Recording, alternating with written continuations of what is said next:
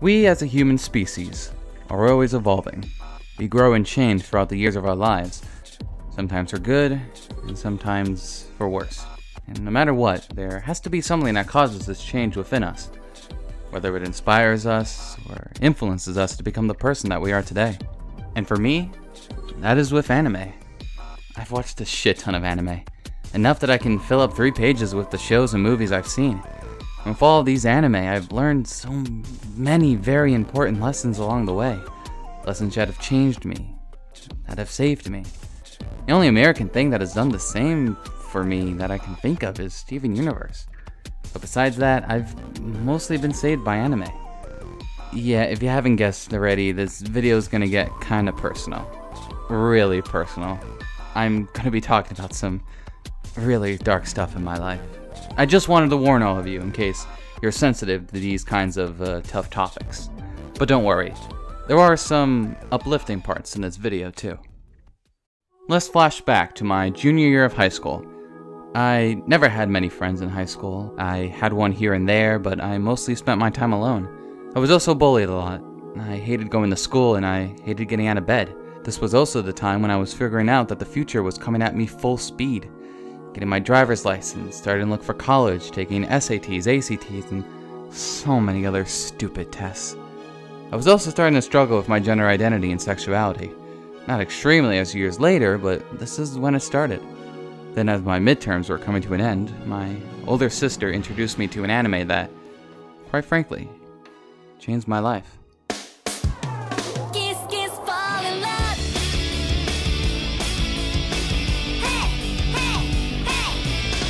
When I saw Ouran High School Host Club, I knew that my life had changed. Before then, I had only seen anime like Pokemon, Yu-Gi-Oh!, Digimon, and the occasional Sailor Moon and Dragon Ball Z. I also sparingly saw Bleach because my older sister was watching it. When I saw Ouran, I laughed again. Even though I was depressed and sad, I laughed. And I don't mean some fake laughter that I showed in order for people not to worry about me. This was true joy.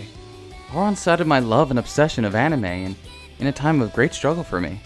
It got me to laugh. It also started my interest in voice acting, which is one of the reasons that I have this YouTube channel to begin with.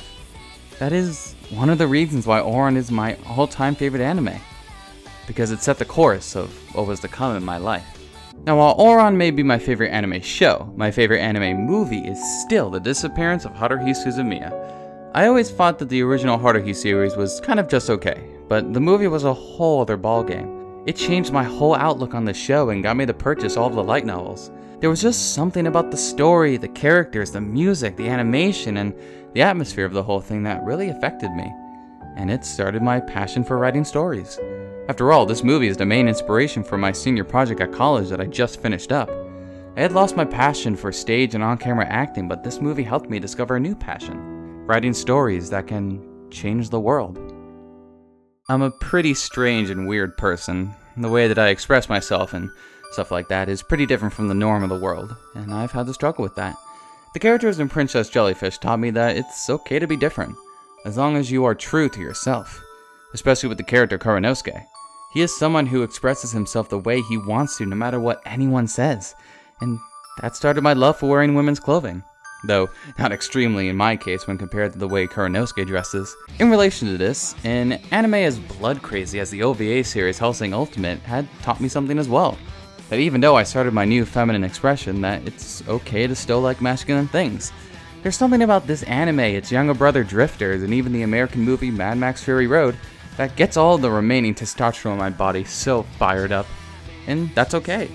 Doing stuff femininely and also masculinely is a completely normal thing to do. Perhaps the biggest influence in my life was the anime Sailor Moon, specifically with the characters Haruka and Michiru, Sailor Uranus and Sailor Neptune.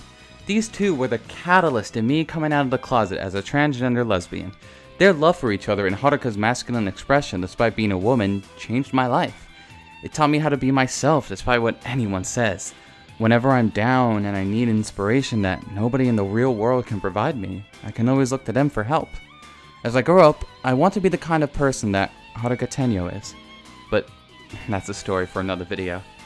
In the end, I am who I am because of them. The single best representation of transgender people that I've seen is with the anime Wandering Sun, a story of transgendered children dealing with their gender identity as they grow up and especially through puberty. And with this, I've learned that the past doesn't matter, only the future does. There are so many things that the characters in the show, especially Yuki, have gone through that I've also gone through as well. These characters are able to cast those days aside as they walk into the future. Sure, it hurts them along the way, but it's not going to stop them, no matter what.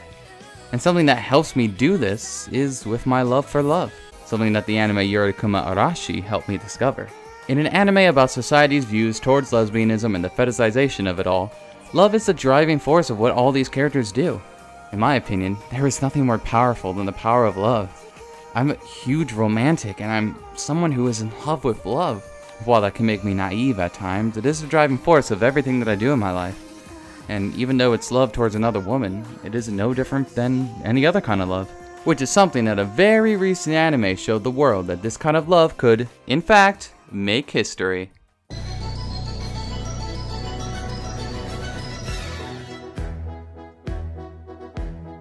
When Yuri on Ice exploded on the anime scene, it was one of the few times, especially most recently, that an anime featuring gay love got this popular, at least to this degree. Some super popular anime like Attack on Titan or Madoka Magica may have some gay characters and elements in them, but this anime is centered around the love for its two main male characters, and it doesn't shy away from it. It puts us in a fantastical world where different people of the same gender from different countries can meet and fall in love.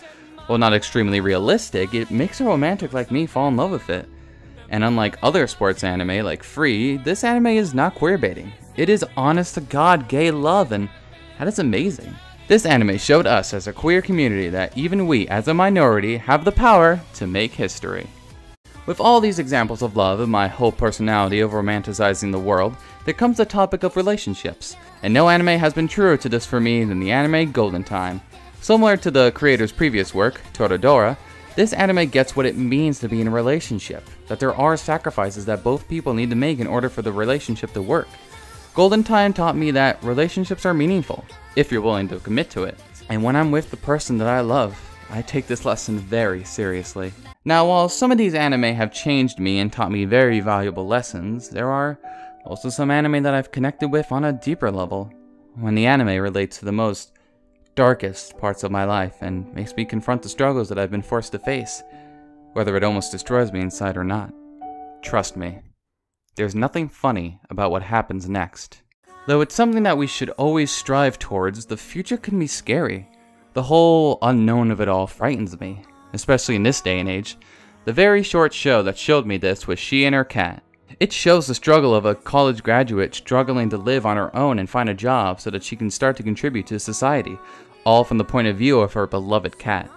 In 2 weeks, I'll be graduating from college. I have a small idea of a plan of what to do for now, but I'm scared about what would happen if it all fails.